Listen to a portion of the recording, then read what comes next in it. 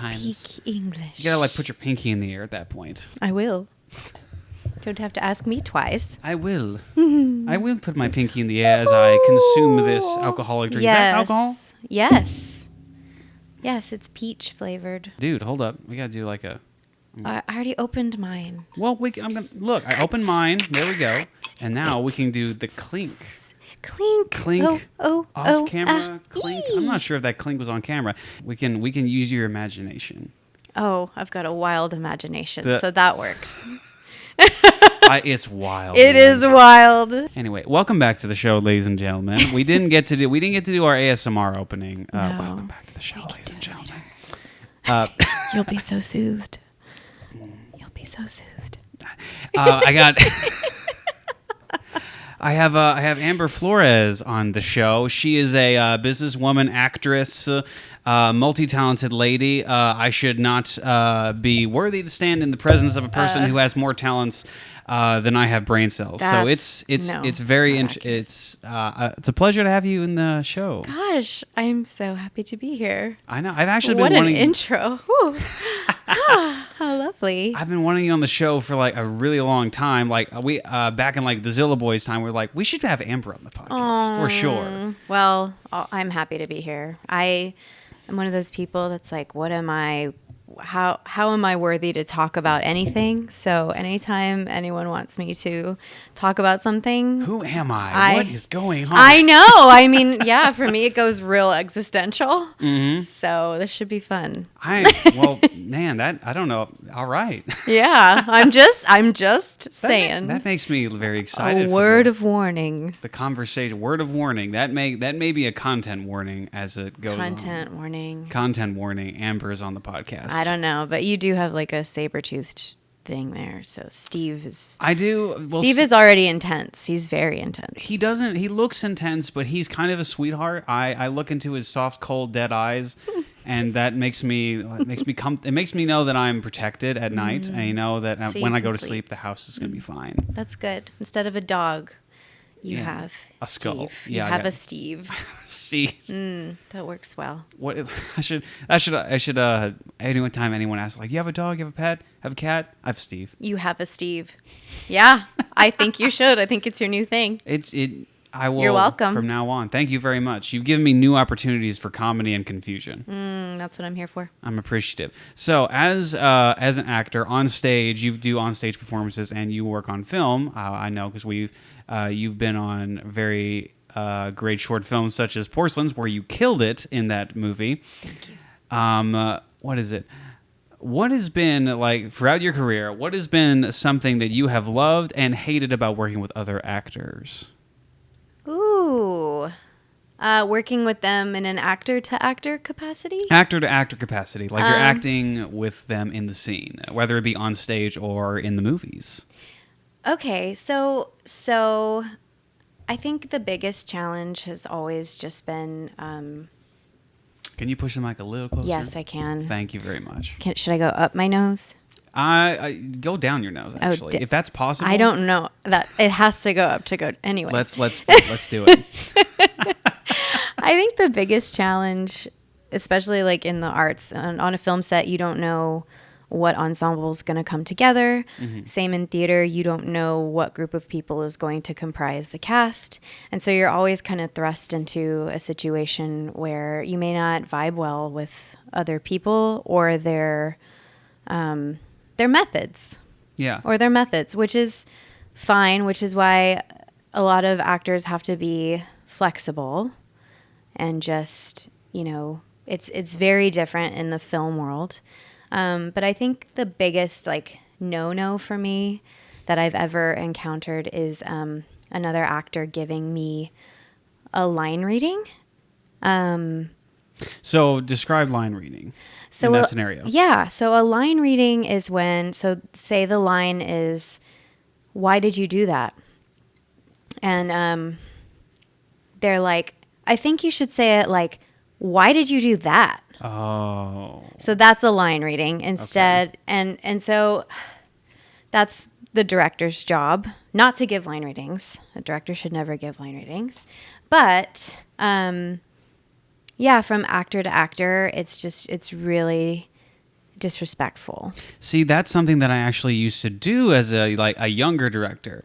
I kind of figured out over time, and like whether through reactions and actually people like talking about it, like that's something that you should just entrust that's what you hire the actor to do. You're supposed to hire the actor to talk in their own dialect that they want the character to talk with. And you're not supposed to tell them how to say nothing. Well, no. You can give them emotions like you can like guide what are you them. feeling in this scene, like this kind of thing, but you can't like tell them how to say something. No, that's one of the biggest no-nos ever. Ooh. I mean, ever. Yeah. And honestly, it's often found in individuals who are fairly new to directing actors. Oh, for sure. So, there's grace for it in a certain capacity, like to a certain extent. But after a certain time, if it's still happening, I would probably address it. Just as an actor, I would say, if I feel like I do have that relationship with the director, I would probably say like, hey, I would love it if instead of a line reading, you could guide me with a feeling or some kind of other motivation behind the line, and then just give me the freedom to color the line how I see fit as that character. For sure. Well, that's the mature thing to do. Like, you need to be able to work with this person. It's not going to be like an effective working experience if you're just like, why would you say like that? Like piss the entire time. Right. It's just not good. Yeah. It's really disrespectful, honestly, because it's the director's job to work with the ensemble he or she has, right? So then we have a group of actors with a bunch of different methods, but we've hired them for a reason. And they know their craft, and the director respects the crafts of the other people. So the sound person too. Yeah. Like, it's just all about mutual respect and trust. If we can't trust the actor we hired to do this, then why did you hire them? Yeah. Well, everyone on set, like, I mean, and I'm only speaking from like a movie set or like a short film set, because I've never been a stage actor. You know this for obviously personal experience, but I don't know that kind of end. But I feel like that's gonna like that entire thing is just gonna like everybody is like just intense because you don't trust the person next to you to do their job. You need to, because that's what you hired them for. And if we're all on set like nervous and everything, it's just gonna be like and tensions are high. It's very well known from actors to actors that you do not cross that line of giving your co-star or whatever an acting note or a line reading of any sort. Don't freaking cross that line. Don't ever do that to me. You need to like don't ever do that to me. I will not be happy. You need to be like Liam Neeson, like, I will find you. Don't do it. Don't ASMR I Liam have a Neeson. very special set of skills. Yeah. That's probably been, it hasn't happened very often because, well, it's only happened in the film world. It has never happened in the theater world. Well, that's fantastic. Yes. And I do feel like there is it's different type of actors that do one way or the other. Because it is a different experience. Like, you're in the character for a longer time in the theater, and I think it does take a lot more patience to do that. And then when it's acting, it is an entirely different experience because you have to be in that same character mindset. I think me and Mark actually talked about this last time. When you're in front of a camera and you're like doing take after take after take, but you're still expected to be in that same mindset the entire freaking time. Yeah. Even though like hard. You're like waiting for like maybe the light's in a different position, you got to move everything, and especially if it's like an emotional scene where you're like expected to freaking cry. Speaking of which, another scene I want to talk about real quick, because we did mention this on the last podcast. One scene that I got to experience your expertise in acting was on a film a while back, Paralysis, at the very ending of that scene. I remember whatever happened like in the back room, the director, Caitlin, who took you in the back room, there needed to be an emotional reaction to a certain thing, tears and everything. Yeah. And that stuff had to happen. And you went in the back room with Caitlin. She came back out and said, "Okay, Amber's prepping." Yeah. And then we waited. And then you came out and you just looked like dead inside. Like, oh, you didn't talk. You didn't. It's like, I'm coming out. Like, you came out and you just like, your head was down and you just looked like a Dementor from Harry Potter. Yay. It was just like upset. It's a goal of mine. Thank you. Good. I'm happy. I'm very happy. But yeah. But you freaking killed it, by the way. Like, Thanks, that was man. so good. I mean, you're obviously a great actress regardless of that. Working on it. But that seemed like we did not cut like at all. Like, oh, we don't want to impede on that at all. Well, she gave me like a really great image for that. She said that the character was like you put a Mentos in a Coke bottle and you just like shake it up, but the lid is still on. And if the lid is still on, it's not going to go anywhere. It might explode. But that was the scene where we had filmed everything leading up to that, and this was the scene where the lid came off. And that's honestly a great example of direction, because I'm a very visual actor, so I love images. Like, give me images to play with, give me storylines, give me all of that. Give me all of that crap. Yes, give me all of that and I will eat it up. So that was a really clear thing from the very beginning. And there's a lot of methods that actors can use to get to that place, but one of them is substitution. And so substitution, wow, what is going on? Yeah. This is already taking effect. So substitution, can you describe that for me? Yes. So substitution is placing something in your life that draws out the similar emotion that you're trying to portray. Okay. And so, like, instead of the character, you're kind of drawing from your own life and reacting to that thing in your life. Instead of looking at the circumstances of the character and simply reacting to the circumstances that the character's in. Yeah. Is that what you did in Paralysis? No. Okay. No. So I think you just look at what the character had gone through. I mean, she just lost one of her best friends. She hadn't allowed herself to grieve. And here she sees him in a dream. And this is weird, but like, I've actually had a dream about someone I had lost before and woke up very emotional from that dream after like seeing him. And it was, so I kind of knew what that felt like. Yeah. But for that character, I mean, it wasn't forced. It was just kind of that shaking of the bottle effect. Yeah. And then just living in that moment. You lived as that character in that moment. Like, It's not feeding off something that, like, I get that, I'm going to relate that, which is what I kind of, like, in my personal, I assume that you did, but that's impressive that you lived through that character and just kind of pulled an experience, like, literally from that character's life. Yeah. That's still an impressive thing, like, for me. Well, that's our job. Yeah.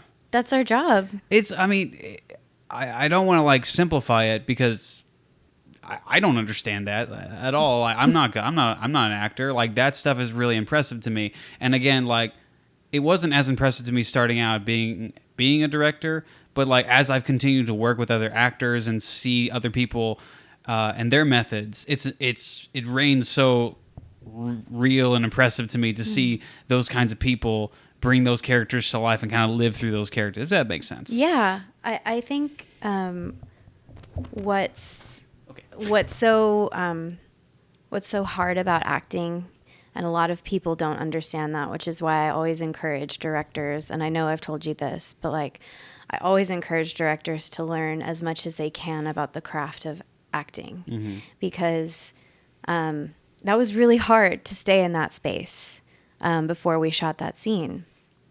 And I love to laugh and joke with people and like just be myself, outside. But in that instance, I couldn't. And so when you have a hard scene coming up, it's important to give that actor space and respect Yeah. and let them do their job, which like it was really late at night, I remember. So like it also helped that I was really tired. So that helped a lot. The rage of I'm still awake is going to be feeding into the scene. Yeah. Yeah. I mean, but like a lot of people don't understand is that to be an effective actor, to portray life at, from close up, like in a believable way, it requires a level of vulnerability to you as just a human. Like it's the focus in that scene wasn't to cry, it was to experience this shock, this, what would she say to this person if she had one more moment to do it? How would this, it wasn't like, I've got to cry, so I've got to cry. Yeah. It's the circumstances. It's what she's living in that moment. And that requires, if you are someone who is very critical of yourself, which we all are, but there are certain people who like monitor themselves while they're speaking. And that's a detriment to being an actor because you can see it. The camera's right here. And the best actors we know, we are just like, how are they living so believably, like realistically as that person. Through this person? I mean, Joaquin Phoenix, he's very method, dude, but he's just like, I mean, the things that go across his face, you can tell that he's done his work behind it, but you can also tell that he's just a very vulnerable person. Man, and he's kind of a weirdo. And maybe you kind of have to be as an actor, no offense. But also, like, that tends to be kind of the case. There needs to be a level of... And being a weirdo, there needs to be, like, a little bit of a self-acceptance. Like, this is me. I'm kind of weird, and I'm accepting it. Whatever. Yeah. But I have you seen The Master? Oh, what is that? That's one of Joaquin Phoenix's movies, and it's probably his, in my opinion, probably his best performance. But dude, he's so freaking good in that, and that's one of those movies where he just disappears into this pathetic like character, like lost entirely, droning character, like. It's I'm one of those sold. things where you forget that it's him. Like, Leonardo DiCaprio is a great actor, do not get me wrong, but every movie we're like, I've seen him in, I've seen Leonardo DiCaprio. Except for maybe Django Unchained. That might be a bit of a... I can see more of like the villain side of that role. But I can for the most part, I see Leonardo DiCaprio playing that character. I don't see Joaquin Phoenix in that movie. Interesting. It's... own personal opinion. I am excited to watch that. Freaking good. It's on Netflix, I think. I love actors who can disappear into what they need to. Yeah. I mean, again, it just goes back to that vulnerability. Obviously, we don't know that Joaquin Phoenix is an incredibly vulnerable person, but as someone who has gone through my own journey with like discovering, working on my acting and stuff. Yeah.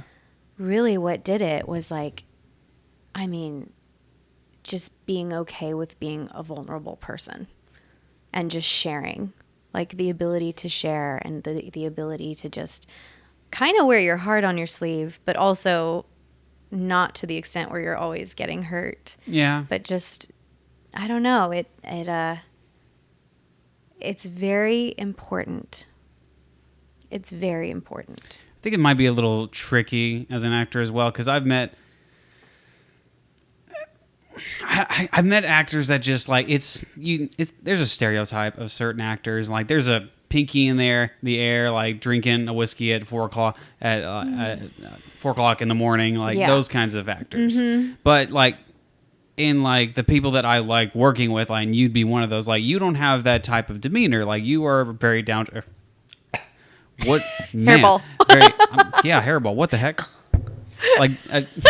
I don't know what I freaking coughed up there. It wasn't a physical thing. And it was like, oh my gosh. Am I dying? Glad to be here. Steve's there for you. He'll Oh my your gosh. life. Like freaking, thank you, Steve. I appreciate you. I owe Steve everything at this point. He's been there. He's been there through thick and thin, my dude. What a great friend. He's a great guy. I like his cold dead eyes. Yeah. What the crap was I saying? Just about humility and being down to earth. You have that, like, the people that I really enjoy working with can take the scene seriously, but on the same side, like, not take themselves seriously. I like working with those kinds of people because I like making fun of people, and I like making fun of me, and I like that kind of vibe on set. I like doing that. Yeah. And people who have that ability to not take themselves 100% seriously, but take the craft seriously, like take the scene seriously, like that's fun. Yes. That's really fun. Yeah. So, well, there's no point to it. There's no point to being a deep, like, what does that do for anyone? Could you please? I have a list of people that you need to tell that to. Absolutely. Could Call you them please up. just Call them up right now. We're coming to you live. For this ego knockdown. Straight out of Hearst, Texas. This is Amber Flores, and we hate you. This is not you suck. You stop it. Stop it. You're creating a bad name for us as actors. It's so dumb. I want to kick people. Specifically kick. Yeah. Amber Flores, I'm going to kick people. I'm going to kick people. Get ready, world. Amber's going to kick you. Yeah. And it's going to be awesome. Here's my foot if you don't believe me. It's going to happen, ladies and gentlemen. That foot is going in the face of somebody. I think it was on my camera. Mm-hmm. I think was vicariously on your camera? I was like... Is my toe? I want to like fist bump the toe. Ooh. Wait. Ooh. High five the toe. Yay. I think that worked. If you're listening to this on Spotify, you're not going to get it. Go on YouTube and look at the video. Yeah. It's really weird. Go on YouTube. Fast forward to whatever section this is on Spotify. It's the same time code, you freaking weirdos. Yeah, do it. Or I'll kick you. You're on the list. Amber has a list of people she's going to kick. Amber's list. You're my new on film. The list. Amber's list. Amber's kick list. Don't be on the list. Don't be on the list. list. Is the tagline of the movie. Don't be on the list. Don't be on the list. Amber's list. Yeah, Amber's list. Coming to theaters soon. I just need it. This is good. We've got it. This is nice. Well, after a long day of like being in the sun and realizing that, you know what, heat stroke is better than this. Just wait, what? Having a beer and sitting down is nice. I know. So I have a question for you. Go ahead. What do you think makes a good director?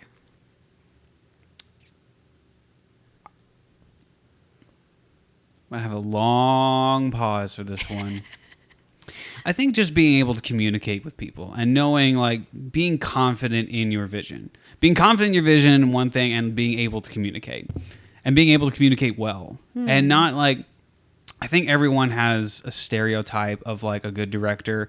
Like, a good director is fierce. A good director is loud. A good director is someone who is aggressive to the point, like, and making their actors suffer for the scene in order to get a reaction out of them, and like all of this stuff. Like, that's a good director. I feel like that's the stereotype that a lot of people get in film school, like Stanley Kubrick. Yes, like those kinds of people. Like, I want to be the next Stanley Kubrick. I want to make everyone on set suffer, and because I'm a terrible human being. Yeah, why would that? And like be my craft comes before like anyone on set. And like for a while, I wanted to view myself as like the next David Fincher because I love his movies and I like his directing style, and I wanted to imitate that. What movies has he done? I'm sorry. What movies? He did Seven, Fight Club, Gone Girl. Last year's or the year before that's Mank. Girl with the Dragon Tattoo. Like, he does a lot of like dark. Okay, I can movies. see that. Okay, yeah. I can. Okay. Yeah. Okay. Yeah. And it was kind of like a mentality I also had in Porcelains a little bit. So it's like, I want to be like that guy. Like, and David Fincher doesn't use handheld. I didn't want to do handheld. Like, I wanted to model myself after that. And I think directors, especially if you want to be a director, you need to freaking chill the frick out. For number one. I guess that's an advice to younger freaking filmmakers. You need to chill the frick out. You're not that important. You are not that special. Yeah. There's so many people who want to be a director, and I think there's the meme online about someone asking a crowd of filmmakers, like, who wants to be the director? Everyone raises their hand, and they're like, who wants to be the gaffer? Like, one guy in the back. Oh, bless you, gaffer. Bless that one guy in the back. Bless seriously. you. that's a stereotype of everyone wants to be the director. Everyone wants to be in charge because they want part of it is like they want the title, they want the control, and they want the glory. I, through the help of the community that I've worked with and a bunch of people that I trust and worked with, have really gotten humbled in like the last few years, and especially to the point where I'm comfortable in like how I like to direct things and how I like to direct other people. And I don't like being that kind of like, let's do another take, like everyone's suffering, let's keep this going. Like I want the set to be relaxed. I want everyone to be having a good time, but at the same time, I am aware of what, like, you have to be aware of what you have to know what you want. You have to know how to execute it, and you have to be able to communicate it to everyone around you, whether that's the actors, and this is what I'm going for. Put your own spin on it. Like, this is your character I'm giving you to portray, but also this is what I'm hoping to get out of this scene. This is the emotions that I want. And same thing with the cinematographer. This is the mood that I want. I'm hoping to like portray this. Like, we're going to shoot this on a wide first and like go on from there. Like being confident in your vision and knowing how to communicate it. Like that's really like only two things. And I've directed a few things, so I know what I'm doing at this point, but I'm not the best director in the world, so I can't really say like what makes the best directors. But what do you? Yeah, but that's important to know what you aspire to be like. I mean, I don't think I'm the best actor in the world, but like I can see the people that I really respect. Yeah, and I can take from their work, like I can glean from their work what I would like to be like, and then put my own spin on it. Yeah, I love that. I love that for you. Thank you. Appreciate it. And I enjoy working with you every time. I enjoy working with you as well. For all of the reasons of, like, the whole vibe is very light, and we can get down to business, and nobody really has an ego. It's just about creating this thing, and that's how it should be. It should be, because everyone... It's not really just the creator. Like the director really gets a lot of the credit, and sometimes deservedly so, but at the same time, this is a group project. The director can't do any of this without the actors, the gaffers, the cinematographers, and everybody involved. Like it's not a solo project. Right. Other people are involved, and it's their vision too. Yeah. It's just mutual respect and communication. For sure. What I didn't expect to throw me so much, when did we shoot that thing? And last month when we shot the whole thing last month. I have a few questions for you as well. Question me. Because this was your directorial debut. I know, and that was weird because I don't like to take charge. Really? I don't like to take charge. I'm like a solid number 2. You want my support? I will make sure that you succeed, but I don't like being at the helm of things. Mm-hmm. Not a fan of it. Okay. But it was interesting, and I've just been thinking over and over, because I'm a crock pot, so I just like throw it all in the crock pot and let it simmer for a bit. Mm-hmm. Let it boil. And I realized that I don't like calling action. I really don't like calling action. I kind of got that vibe a little bit. Yeah, I totally forgot the first time. I was waiting for that moment. Like, totally forgot the first time because I totally forgot who I was, and I was just gonna. Well, the only reason I remember that because I was standing with the gimbal and the camera, and it's like my hands are shaking. Oh. Are we going? No, I'm just letting the air settle. No. I want the camera to look like it's having an earthquake. Yes, that was what I wanted. No, I really realized that I don't know what exactly I do like, but I love The Office, so I've listened to like almost all of the Office Ladies podcast and like some of the behind the scenes. Wait, The Office is in the TV series or The Office is? Yeah. Okay. Cool. Yeah, not the movie. I haven't seen the movie. Or that's Office Space, isn't it? Office. I was talking about the TV series, The Office. Oh yeah, Steve Carell. Oh yeah. Oh yeah. Oh yeah. Oh yeah. It's kind of awesome. Oh yeah. But I've listened to a lot surrounding that, and one of the biggest things that Jenna Fisher said about the set was just how you just kind of like step into the scene. Like no one was yelling at you to, start or anything. It was just like slipping into a tide. Like you just wade into it and eventually you're into it. Yeah. I think I really like that. I don't know. Nice. I you kind of got like, that's kind of might be your style as a director. Yeah. Because I thought you did a really good job as your first time directing. Thank you. I don't, but thank you so much. Thank you. Thank you so much.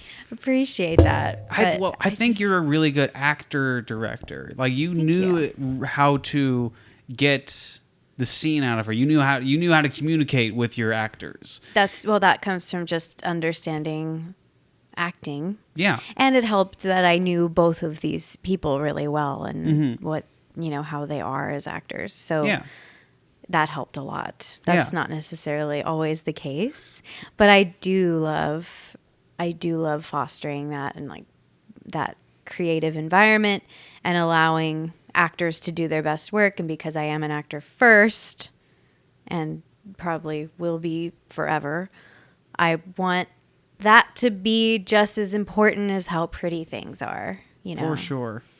Yeah. I think that you and I have very different directing styles because I really kind of rely on the visual side quite a bit. Mm-hmm. That's kind of where I enjoy directing. I enjoy like setting up the scene in that kind of area, especially like in the most recent film. This might be a self promotion. My most recent short, Ground Zero. I love setting up camera angles, and I love that's just what I like to do. That's how I like to direct a scene. You like a lot of theatricality. I love a lot of theatricality, like moody lighting, a lot of that stuff. It's great. A lot of that is going to bring out the mood in it. Mm-hmm. And with that, like with Abigail and Peter, who worked on the film with me. Thank you, Abigail and Peter. You're both amazing. Both of them, I really relied on them a lot to bring out the emotion, to bring out the depth of the characters. I described exactly what I wanted and really trusted them, and they provided so well. They're so good. Amazing. They're such great actors. I cannot wait to see it. I'm so proud of it. But again, like on your side, to your angle, I think you actually did a really good job with directing me how you want the scene to feel and allowed me to take care of that end while you really went into detail. Like the detail that you gave the actors in that scene was like things I never would have even thought of. And it's impressive that you're able to like retain that kind of information and describe that so well to other people. Like that part really impressed me. Thank and you. It's not the way that I would do it or I would go across it, but it's like something that I never would have thought of. Like that's great. That's brilliant. I wouldn't be able to do that. It's just, and this is why I say it, like, I mean, I don't think your role as a director is exclusive to camera angles. No, it shouldn't be. It's just, the reason why this is a great pair is because I'm an actor first and you're a director first or cinematographer director first. And I don't know if that's different. Are those normally different? We'll roll the dice on which day. I don't know. Okay. It doesn't matter. But if you put them together, then it's amazing. Yeah. And I don't think, it has to be in two people. It can be in one person, but that's a lot of knowledge in one person. Yeah. Like Quentin Tarantino is honestly a really good actor. And sometimes I think he is. I think he's very truthful and in some things. You're right. In some things. I think maybe not earlier on. Like maybe I think I prefer his like earlier on movies when he was acting. I think in Django Unchained he was kind of weird. Like his accent was strange. Oh, I don't even remember him. I remember his like role, but I don't remember his acting job in that.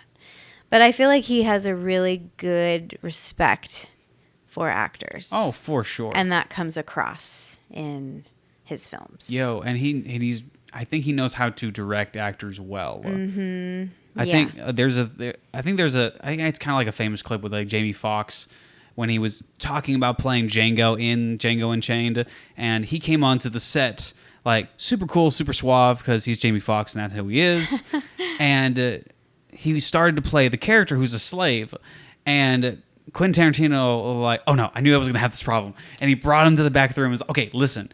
you are not cool. Like later on in the movie, you are cool and you are the hero and you are the badass. But in this moment, you're a slave. You barely know you don't even know how to read. Like this stuff, like you can't do this. So take that attitude out of here, and like don't do that again. And he left. And then the person who was asking, who Jamie Foxx was describing that to, said, "Would you ever work with Quentin Tarantino again?" And then he said, 100%, every day.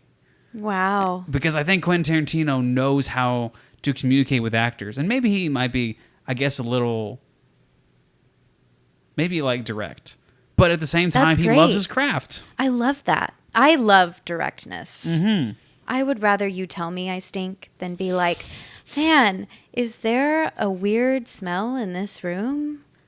What is the point of that? I know exactly what you're saying. What is the point of that? There is no point in that. That person you need to kick. Yeah. Right in the face. In the face, in the groin.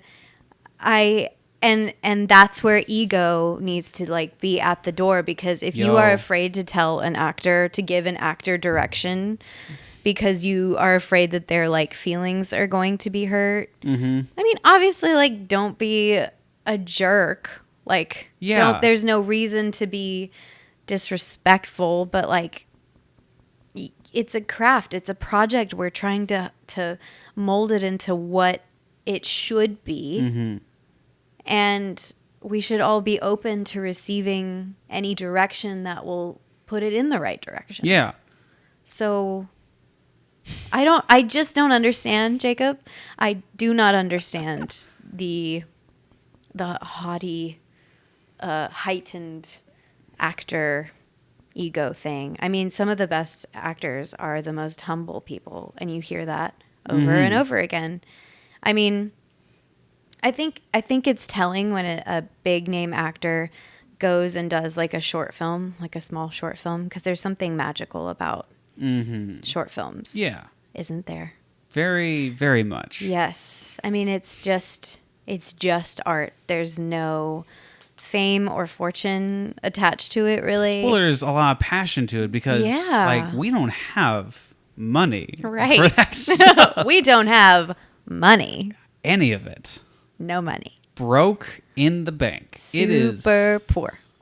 Yeah. Super. But like there's passion behind it. Like I want to make this because I want to make it. Like I have a story to tell. Is it a good story? I don't know. I want to tell it though. Yeah. Like the ones that return to that, like the actors that return to that, it's really telling to me, because I think when you get bigger and bigger and you have scripts thrown at you, I don't know, but like it has to be tiring to receive a bunch of like hollow work. You know, like if you're doing a job instead of like a passion. Yeah, which is fine too. Like, sure, that's totally respectable and fine for those celebs out there who are listening. It's fine. It's fine. It's fine. It's okay. I mean, who can blame you, right? But if like, Amber can, she'll kick you. I can blame you, but I won't kick you. I'm telling you, it's okay. But she will kick certain people. Certain people are going to receive the boot. On the list that I received tonight, the list. The kick list. The kick list. Amber's list. Amber's list. Coming soon. Coming soon to something near you. I don't know. That a bar? right Where in the should face. This happen? Anyway, I don't know. There's a thing about scene work and like having the freedom to like delve in without the pressure of like, I don't know, probably like a $1 million film on your shoulders and worrying about if it flops or whatever. Art just to make art. Yeah. That's a different thing. I think that's why a lot of people really gravitate towards indie films. And I guess maybe I don't want to single this out like A24 films. Maybe because like A24 films are very expensive. They don't bring this out. They're like, it's not really indie films. It's unique films. And they're a production company. They need to make a profit. They're very expensive. They're good films. Some of them, not all of them. Hereditary, get out of my face. Actually, not Hereditary. Midsummer. That was terrible. I haven't seen that. Maybe you'll like it. I don't. Oh, I'll watch it. I'll let you know. You please let me know. I give things a chance. I will give things a chance. So do I. I thought The Green Knight was gonna suck. I love that movie. Okay. Freaking awesome. Okay. I was gonna say the name of the actor, but I don't remember his name. That's okay. Anyway, lost my train of thought. What was I saying? You were saying that A24 films, they Yeah. make unique films, not indie films. Yeah, like indie films are like under the radar. Something you'd find like maybe on Netflix, maybe not even on Netflix, like maybe on like Hulu or Amazon or something like that. That's an indie movie. Bringing it up, watching it. I don't know any of the people in it, and sometimes that stuff is amazing. Sometimes indie films are great, but a lot of times indie films like I just want to make something. I just want I have to make something. I feel like that is a drive for a lot of creative people. Like I have to. Yeah. Like I believe God put me on this earth for a reason, and that is to do this thing. Like you gave me a passion for it. Like specifically, like this might get personal for me. I love it. During Ground Zero, I was having maybe this is not like 'cause I also am like a humongous introvert, and Ground Zero is like the biggest thing I directed, and I was having like a bit of a crisis during that film. I was like, I am exhausted, I am tired, and I'm just like, maybe directing isn't for me. And then maybe in the last days of Ground Zero, when I really got to get into it with the actors and work with people that I really freaking love working with. Everyone on Ground Zero, I love working with you. It was such a fun experience overall. But those last days in Ground Zero that I got to shoot, like really reminded me like this is why I love this, and I really figured out like how I love to direct and how I like to do this, and it was such a fun experience for me, for the cast and crew. It was just so enjoyable, and I still remember so fondly those days, and I had such a great time. And that's why I'm so proud of this movie. And like that kind of thing, a lot of creative people, and correct me if I'm wrong, I guess, but I have to do this. I want to do this. I have a desire to do this. And even when I'm exhausted and tired at the end of the day, I'm going home and I just want to take a nap and waking up in the morning like, oh crap, I still want to do this. Yeah, it's passion is a blessing and a curse. Yeah. And I encounter people who don't have a passion for anything, and I wonder how that is. Yeah. But I also see the benefits to that, and that they can go and work a regular 9-to-5 job in an office. I mean, someone has to do it, and that's wonderfully valuable. It's contentment. But I know that my passion would never allow me the joy. No. I would never, unless by some divine intervention, have joy in that situation. So passion it's one of those things, and we're human, so we get super burnt out because sometimes our passion rules us, which is a hard lesson to learn the balance. And I don't think passion should. I don't think passion should rule us. No. In any way. That should not be the primary goal. Again, Right. I don't think it should be the primary goal Right. in our lives, but it's definitely something that I think that is in certain people that just like you can't ignore that. Like you Right. can't not do this thing. Right. I mean, when we were shooting, I could have gone for like a whole nother night, like the same night and then a whole nother night. Seriously. I could have kept going. I was so excited. I mean, it's just so cool. It is. You just kind of nerd out about what you're doing. And that's me with acting. Like that's me with, if I get to act or something, like oh my gosh. I just want to keep doing it. Yeah. I will say like that specific set was so fun. It was so fun to be a part of that set because everyone was like, I'm just enjoying it. It's fun. Yeah. Let's keep doing this. Yeah. Can we stay longer? Yeah, I know. You not? Can we just not go? I know. We have to. Could we just not? It's just so wonderful. And the days that followed after that, I was like, man, my number one love has always been acting. So I don't think directing will take that place.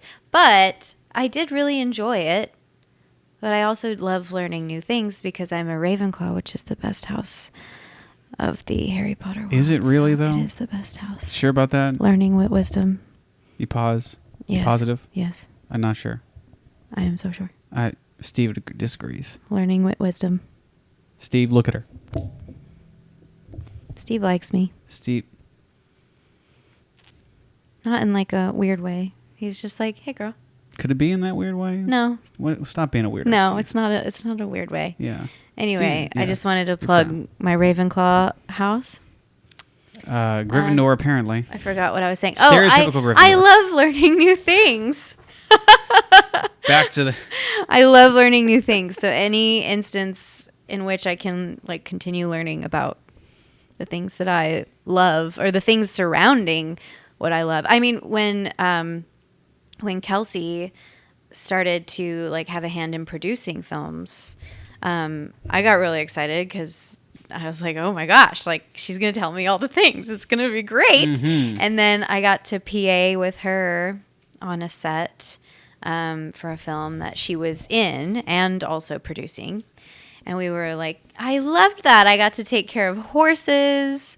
I got to like go. Yeah, I mean, what exactly? That's I didn't fantastic. know. I got to like make some decisions on costuming. I got to go and make sure that, you know, we were also feeding the cast. So like we stayed up late making like 40 tacos, like breakfast tacos, and just making sure lunch got made on time. I love that. Like there are so many different elements to creating a film, and it's so cool to see a bunch of people come together for the same purpose. That's fantastic. It's really cool. That really is. Yeah. I think I'm sorry, did I interrupt you? No. Okay, cool. I think many times like film can be like not just like the times on set, but like one of my favorite times on set, I think it was like The Fallen, a short film. It's like a war short film we did a while back. Mm-hmm. But like some of the times that I remember on set was like not even that. It was like not the hotel, but like the house that we got rented out for us,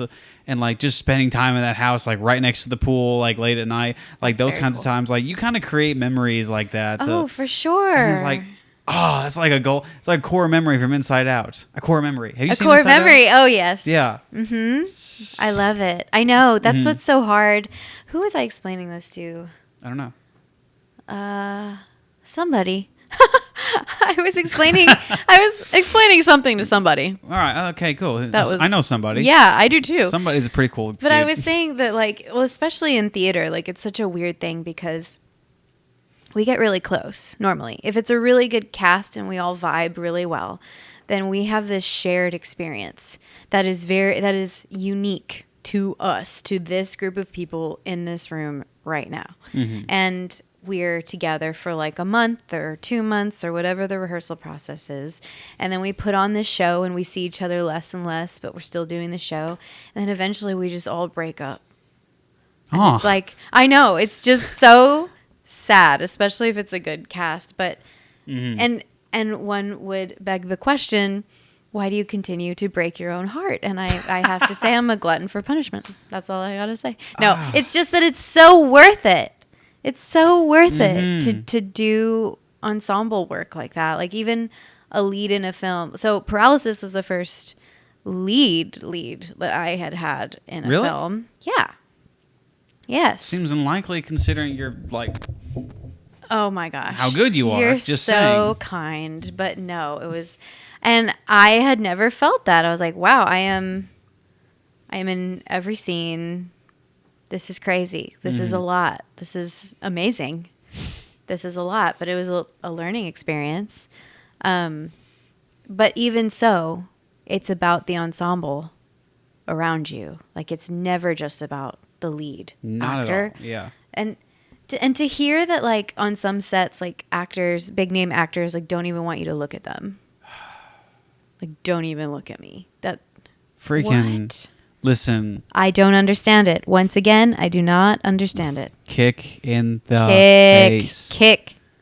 Right there. I hope the bottom of my feet are not super dirty. Are they super dirty? Yeah, they're fine. They're feet. They're feet. Like that's good. Yeah.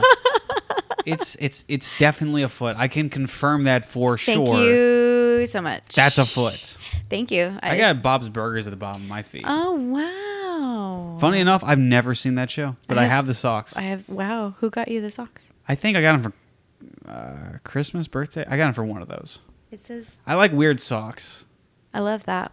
I like socks. Like I got socks with like dinosaurs on them and Darth Vader, Christmas Darth Vader. I got feel like weird that's socks. the only way to do socks. I hate socks. So if I'm gonna do socks, then Do weird socks. Then they gotta be interesting. Get a turtle with a bazooka for socks. Okay. Yeah. Find me some. I'll buy them. I'm gonna find them. There's gotta be some out there. Turtle with bazooka. That could be like a new line out there. I think you should make it. I'm gonna make turtle with bazooka socks. I think you should. It's gonna be called turtle with bazooka. Turtle. Wow, so creative. It's very creative. That's gonna be my new line. Wonderful time. I think we're doing good on time, but I think I'll ask you this like one question. Okay. This one last thing for our time today, as it is. It's not even late. It's 6:30. It's fine. It's whatever. But what has been like a defining experience for you as an actor? Ooh, that's a really, really good question. And then there can be, I guess there can be a couple moments. Buckle up. I'm all right. I don't got one of those. Are you buckled? Well, put this remote on me. Okay, great. Yeah, I'm ready. You're strapped in. Okay. Okay, so there's this thing about my life where I'm always forced to be, or some of the most defining moments of my life have been in a room full of people that I don't know. And there was a time where I went to London to do this original play. And I was really excited about it. It's the world premiere of a new show, and I got to go to London for free, and it was a really big deal. Yeah, that's kind of awesome. Yeah, so I had just done that, and it was a very traumatic experience for me as an actor and just as a human, because it was essentially led by two people who... two very broken people, one of them more so. And ultimately it left me feeling very jaded in my art. Really? Very taken advantage of. In a short synopsis of what happened. There were two directors. One of them was here in Texas, and he had never directed actors before. So me and the other actor essentially directed ourselves. And then, which is fine. He gave us freedom to do so. And then whenever we got to London, we were supposed to meet up with our other director, and I was portraying her in this play. It's kind of autobiographical. Anyways, we met up with her, and she was pretty ill as a person. And at a certain point, she stormed off the stage on day 2 of us being in London because she tried to work. She wrote herself a series of monologues to go in the play, to put herself in the play. It was very strange. We stayed up all night trying to talk to her about what we thought about her monologues, and she seemed very receptive. Again, collaboration happens a lot in that business, and it was a new work, so it needed a lot of work. But sure. She basically wrote herself into the play, but I was playing her, so then it was a weird situation. Anyway, so she stormed off the stage in a fit of God knows what on the second day. We never saw her again. But because she was a famous person in the 80s, the venue had already used her name to sell a bunch of tickets. So they didn't cancel the show. And we were just expected to have no director and just do the thing. Put a show on, which thankfully I had the other actor with me, and we just met in the offices of the venue place. And they were really sweet to us and bought us dinner, and stuff, but nobody was taking responsibility. And that's nuts. it was really weird. It was really strange. Yeah. So anyway, the other actor quit eventually. And I was the only other actor. And then the director from Texas essentially stepped in to play himself alongside me.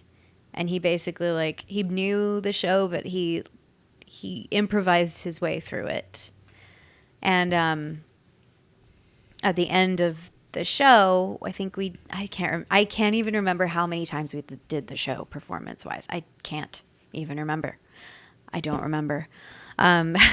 He was so excited because he had just finished his first run on stage, which is exhilarating, and all of the adrenaline. He's like, oh my gosh, this was so great. This is so great. This is so wonderful. And he had told us when we called him about our concerns about that other lady, he was like, oh, well, she's always been great to me. Like, it must be y'all. Like, it must be you. Yeah, because there can't be any other reason. Yeah. Anyway, these are people who called themselves Christians, and I love the Lord very much. And so this was a big, it was just a big wake-up call for me. Because here I was an artist, a young artist, like very young, and these people wouldn't stick up for me. They didn't care. They just wanted my skill, and then they wanted to keep using my skill, but they didn't want to keep caring about the person. And so I came back from London, and when that guy was like, oh my God, this is so great. We're going to take this to Edinburgh. We're going to do this in festivals. And I said, I had to put on my big girl pants, and I had to say no. I had to tell him that this was one of the worst experiences of my life, just face to face. And then I walked away and literally never talked to him again. But I came back from that journey, as you can imagine, very, I had a lot of questions. One of them just being like, how am I supposed to be vulnerable in this place? Like, how am I supposed to be an actor but not get taken advantage of? Because there's people out there who just think of you as like a peon. Do this, say this, and just do your job. That's what I'm paying you for, because that was a line that was thrown around in that experience. Ooh.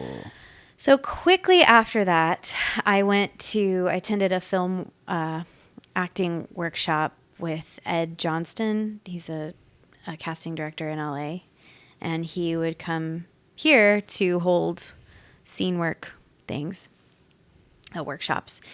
And here I was in a room full of people, other actors, with the same goal to just be as open and honest about, acting as they wanted to be. And I had this like big old stain on acting. Like, I was just not doing well. Yeah. And he led an exercise. It was like a meditation. It was a weird meditation thing to picture yourself in a meadow and to picture what true love looks like to you. Mm-hmm. And I ended up seeing like a very specific image, and it was really weirdly healing to me. And through that, like, everybody shared what they saw, and he picked up on something in what I had said, and just kind of picked up that I was really blocked, like, and had another actor there portray the woman that was supposed to take over in London anyways, and basically like apologized to me from her perspective or whatever through this other actor. It all seems very weird and strange, but it was very healing, and I realized that I had to continue to remain vulnerable if I was going to be a halfway decent actor. Mm-hmm. And then in that same class, he had really emphasized the importance of using your own voice. Like, instead of like, oh, if I'm a romantic character, unless it's like a very specific choice, like there's no reason for you to change your voice. And he would be like, use your voice. Just use your voice. And he'd like put his hand on my heart. So all of that was like very empowering for me. And I would say that was kind of one of the moments where I dug my heels in and I said, I love acting and I'm going to defend it in my life. And I'm going to be vulnerable and I'm not going to allow other people to dictate that. But I'm also going to treat acting more like a business, because it is a business. And we have our own business, and I am the gatekeeper of that business. So I can confirm or deny once I have details whether I want to do a job or not. Mm-hmm. And it also helps me be incredibly direct. I mean, it really just taught me that like nobody else, and this is just a life lesson really, but like nobody else is going to look out for you. No one else is going to look out for you, really, in the way that you want to be. Like, you are the only one that will look out for you. And unless you speak up, it's not going to happen. So I know that's like, it's roundabout way to acting, but really acting was like at the heart of it for me. Because it's a bit of rediscovering why you wanted to do this in the first place. Yeah. I mean, we portray very broken people all the time. And if, you know, like, look at that as a character study. Like, look at that. And if what you just described to me kind of sound like a movie. I mean, yeah, it was one I do not wish to watch. But like, yes, like it was terrible. But if I have a bias toward that person, like if I'm judging that person, what would happen if I have to portray that person? Like, how truthful can I actually get into their psyche if I'm resistant to them? Mm-hmm. Does that make sense? So it's like... Yeah, you're going to betray them in a very biased way. Like, right. This is the worst person. Why? Because I hate this person. And that's not nuanced like we all are. Like, we're all... No one's ever inherently, like, bad or evil. Like, no one's... It's not black and white. It's always gray. Mm-hmm. And that's how... we look at characters, like what comprises this person. Like, are they a stereotype type of person? There's more to them than that. Like, you can't just sit in that. It's a fully grown person that has their own but still grounded in you, grounded in your voice. Yeah. But you have to heal. That's the thing. It's that you have to constantly heal your own stuff to be able to like break through and grasp other people. For sure. Acting is very vulnerable. It's very vulnerable. Just a bit. Yeah. That's fantastic. I think it's fun. I think it's fun. I think it's great. It's a good summary. Now I just want to act. Let's go make a film. Let's go like, I got a camera. You ready? Let's go do this. Okay. That's going to be it for the show. We're going to end with that because we can't get better than that. Thank you so much for coming on the show, by the way. You are so welcome. Thank you for having me. This has been a good ASMR session. Yes. We'll do this again some other time. Yeah, it's gonna be so good. I really hate ASMR. I don't know why we were doing that. To be honest with you, I actually don't. I wasn't even 100% sure what ASMR was until like about like 3 weeks ago. Until someone finally described it to me. And I'm like, okay, so if you thought the opening section of this podcast was on purpose, well, I only recently figured out what that actually means. Anyway. Yeah. Okay. Yeah. Thanks for coming on the show. Yeah. Thank you for telling your stories, and that was freaking awesome. You're freaking awesome. I try. Cheers. Holy crap. Cheers. Clink. Clinkety clink. Steve says goodbye. Steve doesn't say anything because Steve's dead. Plot twist. My guy Ernesto, roll those credits.